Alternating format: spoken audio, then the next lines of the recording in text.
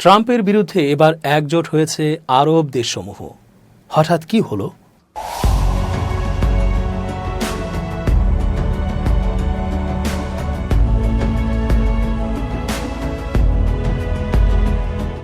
আসসালামু আলাইকুম প্রিয় দর্শক, আশা করছি আল্লাহ পাকের রহমতে ভালো আছেন। চেঞ্জ টিভির আন্তর্জাতিক চোখ অনুষ্ঠানে আমি এস.জে. রতন স্বাগত জানাচ্ছি আপনাদের সকলকে। আমেরিকার শাসন ক্ষমতায় ট্রাম্প থাকবে আর নানা উদ্ভট ঘটনা ঘটবে না, তা কি করে হয়? মেজাজি ট্রাম্প কাউকে তোয়াক্কা না করেই অনেক সিদ্ধান্ত নিজের মতো করেই নিয়ে ফেলেন। গাজাতে যখন আনন্দশ্রু নিয়ে ফিলিস্তিনবাসী ফিরছিল নিজের ধ্বংস হয়ে যাওয়া ঠাঁইটুকু খুঁজে নিতে, তখন ট্রাম্প জানালেন এক ভিন্ন কথা, তাদেরকে সরিয়ে অন্যত্র নেবার পরিকল্পনার কথা। তাহলে এই যে যুদ্ধ করল হামাস ও গাজাবাসী জীবন দিয়ে, রক্ত দিয়ে, সন্তান, স্ত্রী, স্বামী, সংসার সব জলাঞ্জলি দিয়ে, তাহলে সেটার কি হবে? যুদ্ধবিরতির এই সময়টাকে বলা হচ্ছে গাজাবাসীর আত্মত্যাগের বিনিময়ে ইসরায়েলের বিরুদ্ধে এক অভূতপূর্ব বিজয় হিসেবে। তাহলে তার কি হবে? সব কিছুই হালকা করে ফেলল ওই ট্রাম্প। এ তো হতে দেয়া যায় না। সুতরাং ট্রাম্পের এই সিদ্ধান্ত বা পরামর্শের বিষয়ে অবশ্যই সোচ্চার হতে হবে। আর তাই তো এমন হঠকারী সিদ্ধান্ত ও চিন্তার বিরুদ্ধে এক হয়েছে সেই অঞ্চলের আরব দেশসমূহ। ফিলিস্তিনি ভূখণ্ড গাজার বাসিন্দাদের উচ্ছেদ করে প্রতিবেশী মিশর ও জর্ডানে পুনর্বাসনে আমেরিকান প্রেসিডেন্ট ডোনাল্ড ট্রাম্পের প্রস্তাব প্রত্যাখ্যান করেছে আরব দেশগুলো। শনিবার মিশরের রাজধানী কায়রোতে আরব দেশগুলোর পররাষ্ট্রমন্ত্রীদের বৈঠকের পর এক যৌথ বিবৃতিতে এই প্রত্যাখ্যান জানানো হয়। মিশর, জর্ডান, সৌদি আরব, সংযুক্ত আরব আমিরাত, কাতার, ফিলিস্তিন কর্তৃপক্ষ, পিএ এবং আরব লীগের ওই যৌথ বিবৃতিতে বলা হয়, অবরুদ্ধ গাজা উপত্যকা ও অধিকৃত পশ্চিম তীর থেকে ফিলিস্তিনিদের উচ্ছেদের যে কোনো পরিকল্পনা প্রত্যাখ্যান করছে তারা। এর আগে গত জানুয়ারিতে আমেরিকান প্রেসিডেন্ট ট্রাম্প জানিয়েছিলেন, গাজার বিপুল গৃহহীন মানুষকে পুনর্বাসনের জন্য তিনি জর্ডান ও মিশরের প্রতি আহ্বান জানাবেন, যাতে করে অঞ্চলটি পুরোপুরি পরিষ্কার করা যায়। ট্রাম্প জানান, এই পুনর্বাসন অস্থায়ী বা দীর্ঘ সময়ের জন্য হতে পারে। কায়রোতে বৈঠকে উপস্থিত ছিলেন মিশর, জর্ডান, সৌদি আরব, সংযুক্ত আরব আমিরাত ও কাতারের পররাষ্ট্রমন্ত্রীরা। এছাড়া উপস্থিত ছিলেন ইসরায়েলের সঙ্গে যোগাযোগকারী সিনিয়র পিএ কর্মকর্তা হুসেইন আল শেখ ও আরব লীগের মহাসচিব আহমেদ আবুল গেইত। যৌথ ওই বিবৃতিতে বলা হয়, ফিলিস্তিনিদের চূড়ান্ত অধিকারকে পাশ কাটিয়ে বসতি স্থাপন, উচ্ছেদ বা ভূমি অধিকার করে নেওয়ার যে কোনো প্রচেষ্টাকে আমরা প্রত্যাখ্যান করছি। এতে জানানো হয়, দুই রাষ্ট্রভিত্তিক সমাধান অনুসারে মধ্যপ্রাচ্যে ন্যায়ভিত্তিক ও সবার জন্য শান্তি প্রতিষ্ঠায় ট্রাম্প প্রশাসনের সঙ্গে কাজ করতে আগ্রহী তারা। গাজা পুনর্গঠনের যথাযথ পরিকল্পনা বাস্তবায়নে আন্তর্জাতিক সম্প্রদায়ের প্রতি আহ্বান জানান আরব দেশগুলোর পররাষ্ট্রমন্ত্রীরা। এর আগে গাজা থেকে ফিলিস্তিনিদের উচ্ছেদ করে মিশর ও জর্ডানে ট্রাম্পের পরিকল্পনা প্রত্যাখ্যানের ঘোষণা দিয়েছিল দুই দেশের সরকার। বুধবার মিশরের প্রেসিডেন্ট আবদেল ফাত্তাহ আল সিসির দপ্তর থেকে ট্রাম্পের প্রস্তাব প্রত্যাখ্যান করে এক বিবৃতি দেওয়া হয়েছে। এতে বলা হয়, ফিলিস্তিনি জনগণকে তাদের ভূমি থেকে উচ্ছেদের মতো অন্যায়ের সঙ্গে আমরা যুক্ত হতে পারি না। অন্যদিকে ট্রাম্পের পরিকল্পনা প্রকাশের পরপরই জর্ডানের পররাষ্ট্রমন্ত্রী আইমান সাফাদি জানিয়েছিলেন, তার দেশ ট্রাম্পের পরিকল্পনার কঠোর ও অপরিবর্তনীয় বিরোধিতা করবে। ফিলিস্তিনিদের সঙ্গে সঙ্গে মিশর ও জর্ডান শঙ্কা করছে, ফিলিস্তিনিরা একবার তাদের ভূখণ্ড ছেড়ে গেলে ইসরায়েল আর তাদের ফেরার সুযোগ দেবে না। অন্যদিকে দুই দেশ বিপুল পরিমাণ শরণার্থীর কারণে তাদের অর্থনীতির জন্য চাপ এবং সরকারের স্থিতিশীলতার জন্য ঝুঁকি সৃষ্টি হওয়ার শঙ্কা করছে।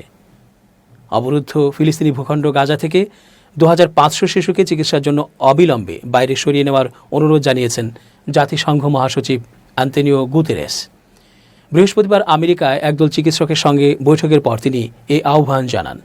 বৈঠকে চিকিৎসক দলটি জানিয়েছে, এই শিশুরা আগামী সপ্তাহগুলোতে অত্যাসন্ন মৃত্যু ঝুঁকিতে পড়বে।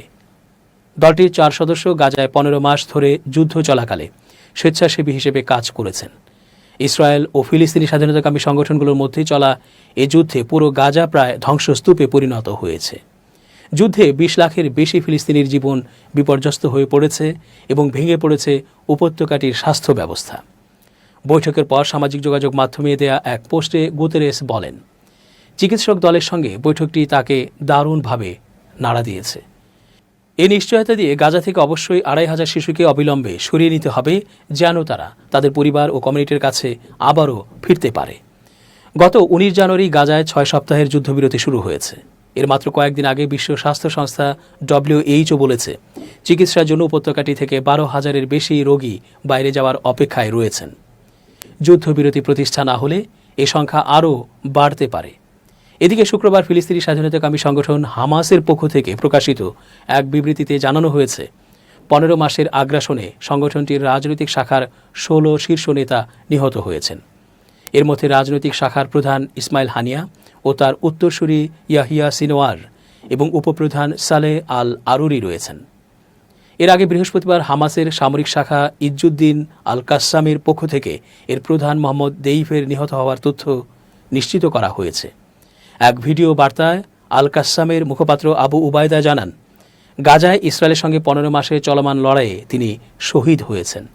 আবু উবায়দার বার্তায় একই সঙ্গে আল কাসসামের উপপ্রধান মারওয়ান ইসা সহ আরও 6 উচ্চপদস্থ কর্মকর্তার নিহতের তথ্য নিশ্চিত করা হয়। গাজায় চলমান যুদ্ধবিরতি চুক্তির আওতায় শনিবার মুক্তি পাচ্ছেন 3 ইসরায়েলি জিম্মি। এর বিনিময়ে ইসরায়েলি কারাগার থেকে মুক্তি দেওয়া হবে 90 ফিলিস্তিনিকে। শুক্রবার আল জাজিরার প্রকাশিত খবরে এই তথ্য জানানো হয়। খবরে বলা হয়, শনিবার 3 ইসরায়েলি পুরুষ জিম্মিকে মুক্তি দেবে স্বাধীনতাকামী সংগঠন হামাস।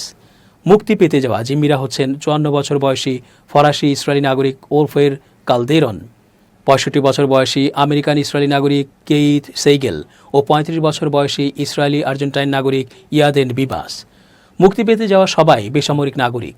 এর বিনিময়ে ইসরায়েলি কারাগার থেকে যাবজ্জীবন সাজাপ্রাপ্ত 9 ফিলিস্তিনি বন্দী সহ 90 জনকে মুক্তি দেওয়া হবে। এর আগে বৃহস্পতিবার গাজা থেকে 2 ইসরায়েলি নারী ও 1 পুরুষ মুক্তি পান। এছাড়া ইসরায়েলে কাজ করতে আসা 5 থাই জিম্মিকে মুক্তি দেওয়া হয়। 2 নারীর একজন ইসরায়েল প্রতিরক্ষা বাহিনী IDF এর সদস্য।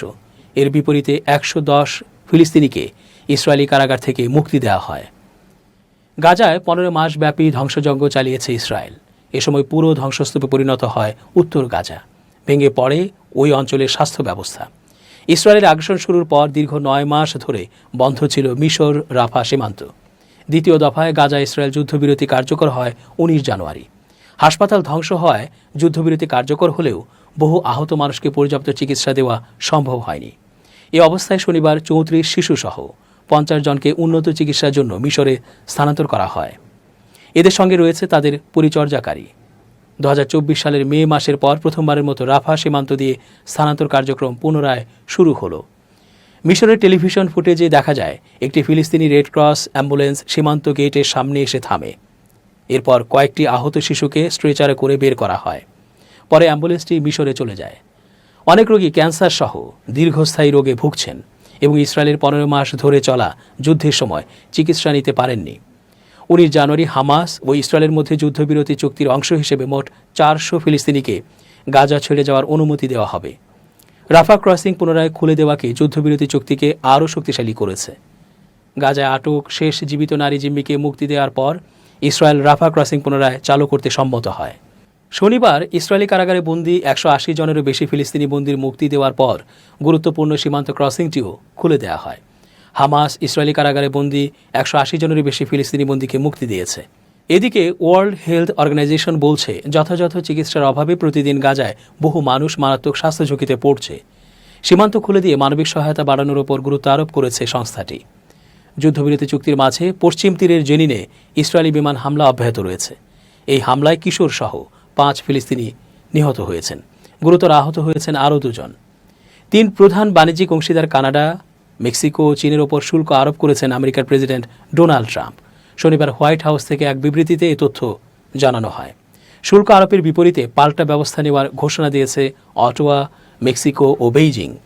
হোয়াইট হাউসের বিবৃতিতে বলা হয়, আমেরিকায় বিষাক্ত মাদকের বন্যা থামাতে প্রতিজ্ঞাবদ্ধ থাকা কানাডা, মেক্সিকো ও চীনকে জবাবদিহিতার আওতায় আনতেই এই শুল্ক আরোপ করা হয়েছে। বিবৃতিতে আরও জানানো হয়, আগামী মঙ্গলবার থেকে কানাডা ও মেক্সিকোর পণ্যের ওপর 25% এবং চীনের পণ্যের ওপর আরও 10% শুল্ক আরোপ কার্যকর হবে। তবে কানাডা থেকে জ্বালানি আমদানিতে শুল্ক 10% কম থাকবে। আমেরিকায় চীনা পণ্যের রপ্তানিতে আগে থেকেই বিভিন্ন হারে শুল্ক কার্যকর রয়েছে। এদিকে নিজের সামাজিক যোগাযোগ প্ল্যাটফর্ম ট্রুথ সোশ্যালে এক পোস্টে ট্রাম্প বলেন, ফেন্টালিন সহ বিভিন্ন ভয়াবহ মাদকে আমাদের জনগণের প্রাণহানি ও অবৈধ বিদেশিদের হুমকির কারণে আন্তর্জাতিক জরুরি অর্থনৈতিক ক্ষমতা আইন IEEP এর অনুসরণে এ ব্যবস্থা নেওয়া হয়েছে। আগে থেকেই ওই 3 দেশকে ফেন্টালিন পাচারের সঙ্গে যুক্ত থাকার অভিযোগ করে আসছেন ট্রাম্প। শুল্ক আরোপের জেরে কড়া প্রতিক্রিয়া জানিয়েছেন 3 দেশের সরকার। শনিবার কানাডার প্রধানমন্ত্রী জাস্টিন ট্রুডো এক সংবাদ সম্মেলনে জানান তার দেশ এর পাল্টা জবাব দেবে। তিনি বলেন, আমরা এটি চাইনি, এর জন্য কোনো দাবিও করিনি, তবে কানাডার জনগণের পক্ষে দাঁড়াতে আমরা পিছ পা হব না। দর্শক, আজকের মতো শেষ করছি এখানেই। ধন্যবাদ। changetv.press, এক ফোঁটা হলুদও নেই।